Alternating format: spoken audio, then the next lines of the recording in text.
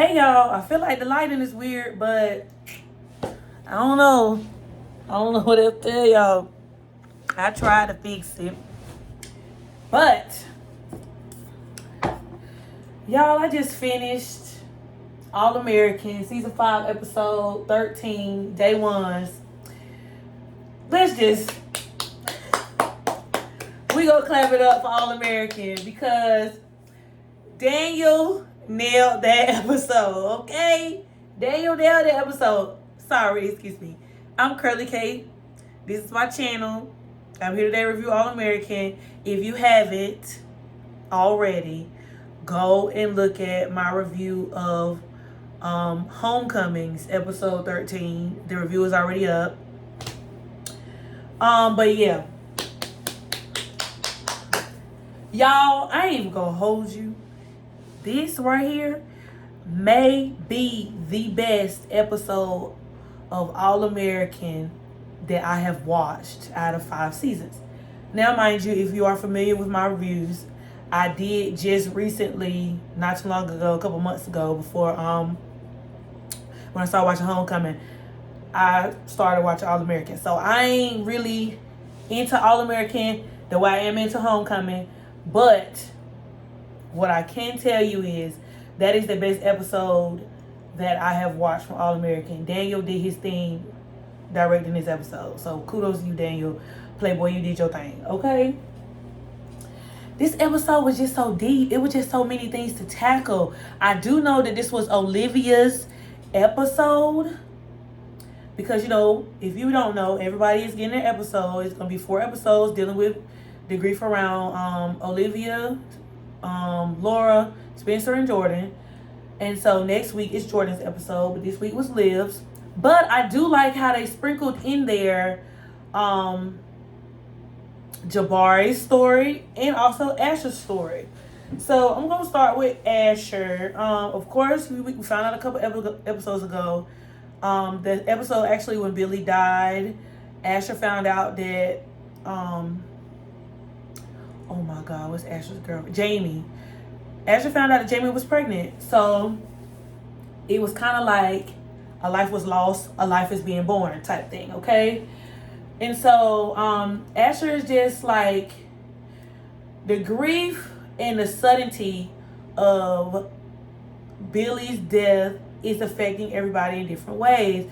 And you know, sometimes when somebody close to you dies suddenly or tragically, it kind of makes you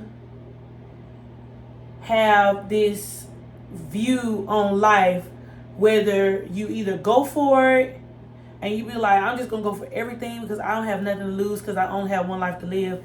And then there's other people who, you know, the death can negatively impact them and then they just, you know, somewhat go into a sunken place. And so Asher was at the stage of his grief and questioning of life where he was like, you know, I was just having this conversation with Billy and then all of a sudden the bus just went off the cliff and now I'm sitting here questioning life and what's happening and if everything is going to be okay because of course, as you know, Jamie has lupus and so he's just worrying about something either happening to her or happening to the baby or both of them, you know, throughout her pregnancy. But the doctor does inform Jamie that everything is looking good. Jabari. Okay, so this was the episode that we finally found out what actually happened to Jabari. Sorry, y'all, I got a phone call. What actually happened to Jabari and what actually was his transaction with Billy before Billy died. And so Jabari was just lashing out a little bit and, you know, it kind of, to me, I wouldn't say it was survivor's remorse, but he just wasn't handling what happened well. He wasn't, you know, talking to anybody. And, you know, Preach and one of the other administrators noticed like Jabari just wasn't in a good place. So Jabari actually started a fight And Grace was actually, not Grace, excuse me. Laura was at the school actually looking for some information for Billy. And so she actually witnessed everything. And so she ended up having to talk with Jabari. But Jabari did end up telling her that Billy's last words was, "Tell my family I love them." And Jabari had already felt guilty about Coach Baker dying because he felt like Coach Baker risked his life for him. And so now his family, Coach Baker's family, would be mad at him for Coach Baker risking his life. But Laura did reassure him that you are valuable, you are worthy. My husband felt like you were valuable. That's why he went back to actually save you off that bus. And so that was actually very deep and meaningful. Also, it was just the fact that, like, All American, I'm not even gonna hold you. Now that scene with Billy on that bus, y'all could have did a little bit better than that, alright? But not too much. I'm not gonna give y'all too much because this episode was good and I'm proud of y'all. Okay? So, yeah. I think that's all I had to say about Jabari. As far as Spencer, we get to see bits and pieces of Spencer dealing with his grief a little bit because for the most part, the last couple episodes, Spencer has just been keeping himself busy to not think about what happened, but it's starting to eat him up a little bit. And so he's starting to lash out. And he lashed out at Kenny. That whole Kenny calling him son situation was triggering for Spencer because Spencer has already lost his father. And then he lost Billy, who was his coach and was like a father figure to him. And so now he just don't even want no ties to his coach at all. He just want his coach to be about business. He don't want a relationship with his coach. He just want to play football and win. But he ain't realizing that, you know, that family aspect that you look for in certain people is necessary because those are the people who support you throughout your life, like Billy, or at least that part of his life, you know. And so I'm interested to see Spencer's episode now because Spencer's grief is actually turning into anger. And honestly, I think a lot of Spencer's grief is built up. He's mad at himself because instead of fixing what happened between him and Billy, he drew distance between him and Billy because he felt like Billy was wrong. And then now that Billy is, you know, left, Spencer probably feels that like he wasted time and he should have just went ahead and fixed it. And now he got that voicemail that's lingering, something for him to, you know, that he hears all the time. You know, it just makes him feel like, dang, I wasted a moment and I took this aspect of my life for granted when I could have fixed anything. Which also brings back a valuable lesson that, like, if something is wrong or if you know, it really made me feel like if something is wrong or something happened between you and the person, it's just best for y'all to hash it out right then and there. I know sometimes, like, you can't control what happens. And I don't think, you know, Spencer was really, like, had beef with, you know, Billy because him and Billy did talk. He just told Billy that he needed time.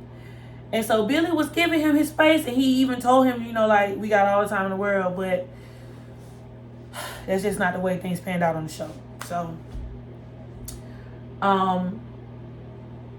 while I'm talking about Spencer, I gotta talk about Alicia because that's going to run me back to that convo that I keep having on every episode, I feel like, of All American and All American Homecoming, where we talk about emotional currency. Oh, Alicia! Girl, you gambled on the wrong one, girl. You spent your coins on the wrong one. Her investment is not giving her a return. It's just not. Like, first of all, I know Laura said, like, friends and family, close friends only.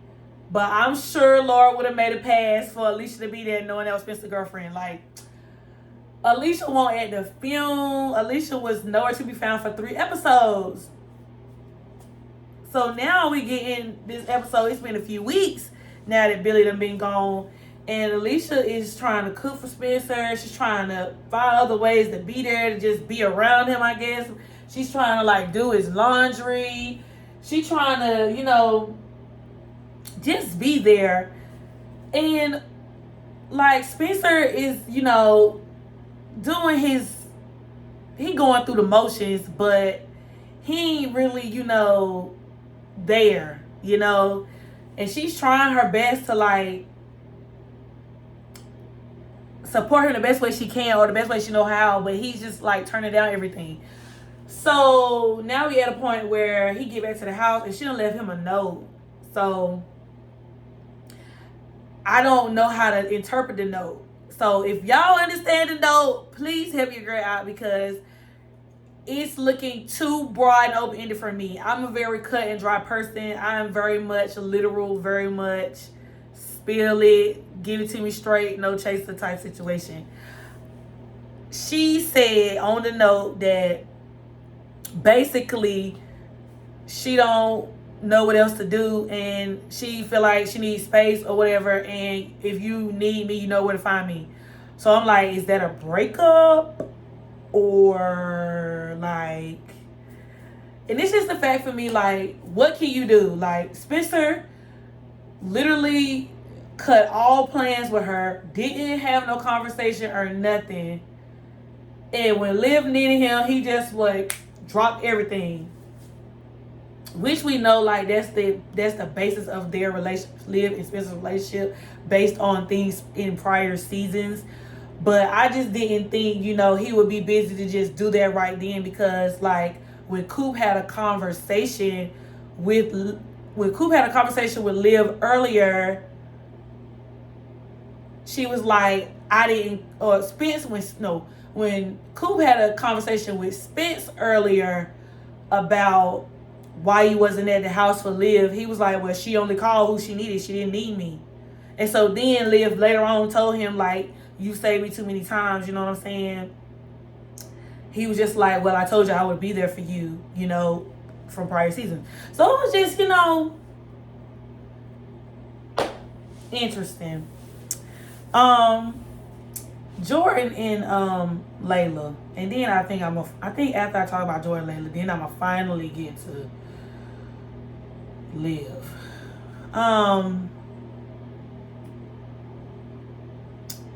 Jordan and Layla. I feel like even though I was not here for Jordala or whatever y'all calling them, I won't here for them.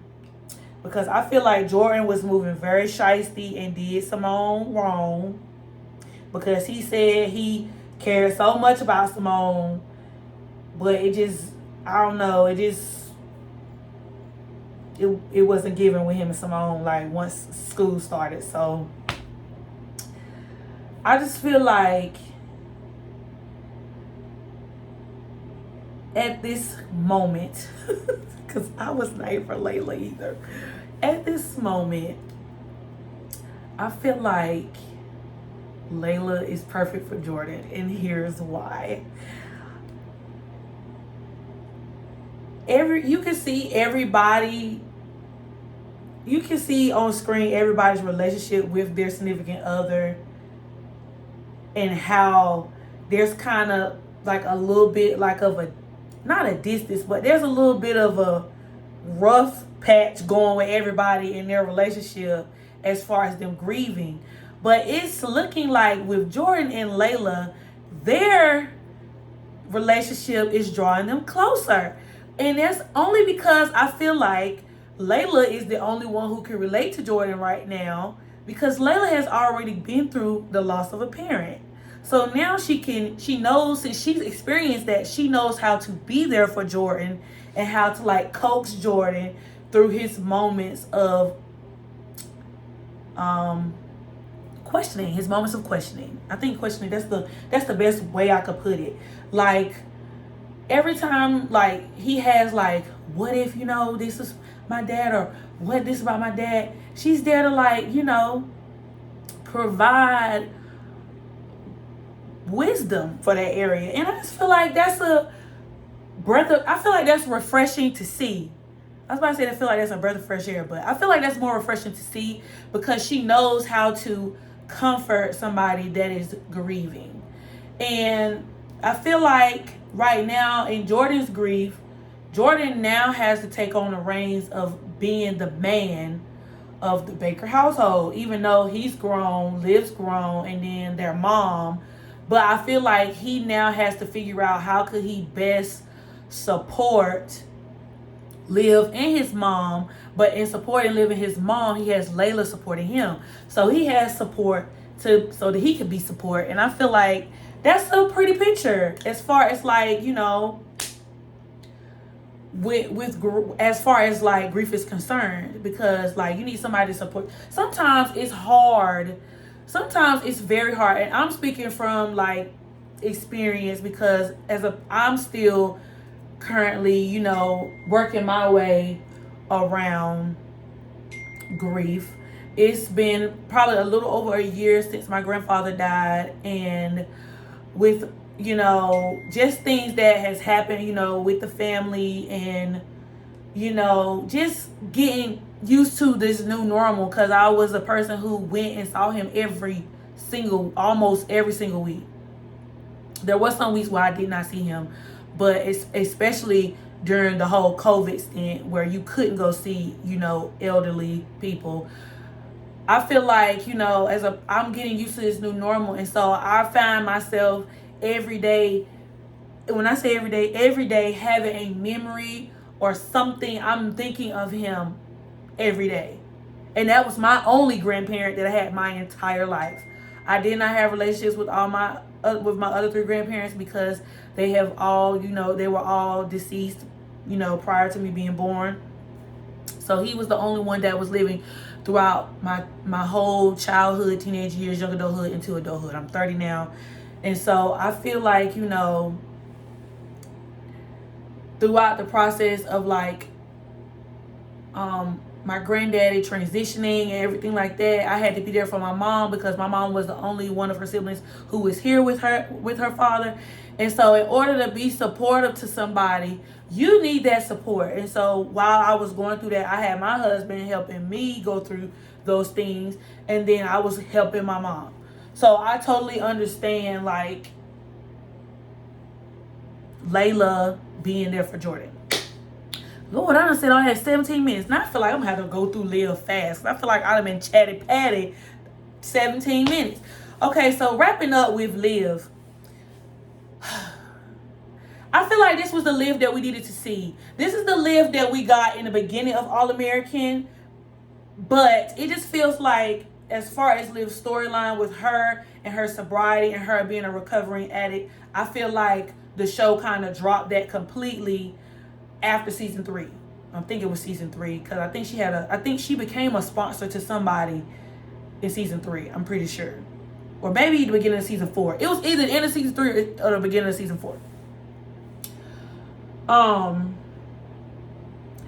feel like that should be an ongoing part of Liv's story, and I feel like for that much of a gap to be in Liv's sobriety story, I feel like the writers kind of dropped the ball just a little bit, because I feel like that should have been an ongoing, continuing thing. Like, I feel like they should continue with Liv going to weekly meetings, or at least every couple episodes we see Liv actively and being proactive in her sobriety journey, and we didn't see that. So now that is, because she even got on JJ about his drinking and stuff like that. So I feel like now that Billy is gone and Liv is questioning taking a drink, I feel like it was greatly depicted on camera the things that she was going through in order to fight her urges. Like, she physically got sick, and she physically felt weak because she was fighting urges to take a drink. It was good to see her sponsor back on screen, which I feel like her sponsor should have basically been a recurring character. It's crazy that we have not seen her since the beginning. I'm glad it's the same person. I'm glad they brought her back. They need to continue to bring her back, but we should have been seeing that throughout the duration of All American. Also, Liv bought back what is Liv Talks or whatever her podcast name was. That's the lane in which Liv should have stayed in versus writing articles. I am here for the podcast because I feel like the podcast was the entryway for her feet to get wet in order to get into journalism. Because I ain't gonna say it don't take talent to have a podcast, but y'all know right now everybody has a podcast. Everybody who got an opinion right now got a podcast. And I feel like for somebody who is aspiring to be a journalist or somebody who's aspiring to provide commentary to the world, I feel like a podcast was the great entryway. And if you want to talk about the NIL deals or if you want to talk about, whatever else, she could have did that on her podcast. Not necessarily, the exposing situation that she had with the article. But if she wanted to just, brainstorm things that she maybe wanted to write about in the future, she could have, had a test run with the podcast. But she's talking about how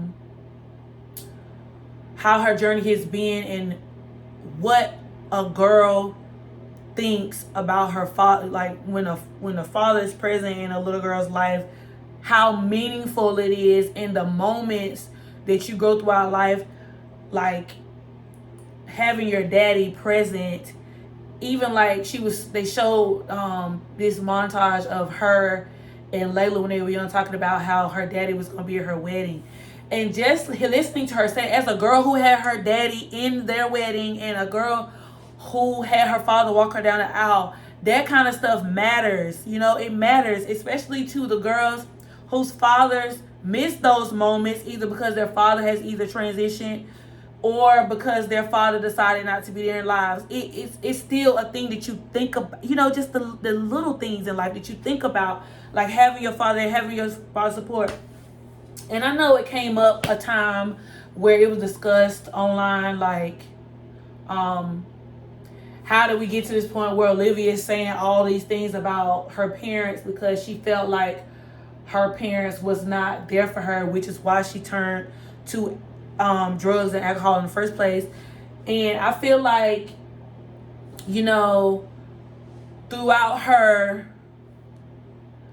journey to stay clean, she may have realized, and plus in in conjunction with her journey to stay clean, it's just her growing up. She's grown up in the course of 5 years. So as you're growing in life and then you're seeing things play out in life, and then her journey to stay clean, the things that she may have thought about her parents, she might have realized in her older age that this is what they did for me, this is how they helped me, these are the things they did to shape me as a person. They may not have done everything right, and there are moments where I might have felt alone and I did turn to substance, but they eventually came back to me and it was there to support me.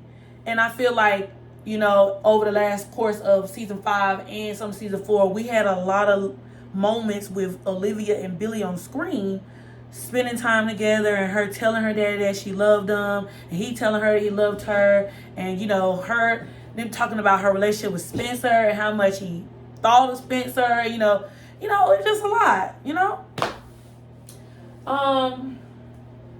But yeah, so the moment they went to the carnival, though, top tier, Daniel, okay, you worked it out. I just feel like, it was well shot. Like, it was well shot. And the sponsor told Liv that there's something else that's giving you the urge besides just you dealing with grief.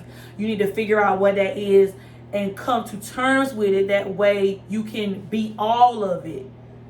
And it came out later on the podcast that she was upset with her father for leaving. And so I thought that was deep because, at that instance, Billy did have a choice. And we keep hearing, you know, not Grace. Why can't one call Lady Grace? Laura. We hear Laura say that, and we keep hearing Liv say that Billy had a choice on what was the outcome of that situation. And he decided to sacrifice his life for Jabari. And even though it was a good deed that he did for Jabari, it's still the fact that, like, they have, like, did I not matter enough to him for him to stay here versus, you know, just willingly giving up his life for somebody else, you know. So, yeah. I'm interested to see, you know, like I said, what's going to happen with Jordan and Spencer next 2 episodes. And where is JJ at, y'all? JJ was at the film, but we ain't seen or heard from JJ since then. So, I don't know how JJ is taking the death of Billy. But, yeah, y'all. So, let me know your thoughts. Sorry that this got a little long, but I just had a lot to talk about because the episode was really good. Hopefully next week the episode is giving tea like this too as well. But yeah, y'all, like, comment, and subscribe. I'll be back with more videos. Deuces.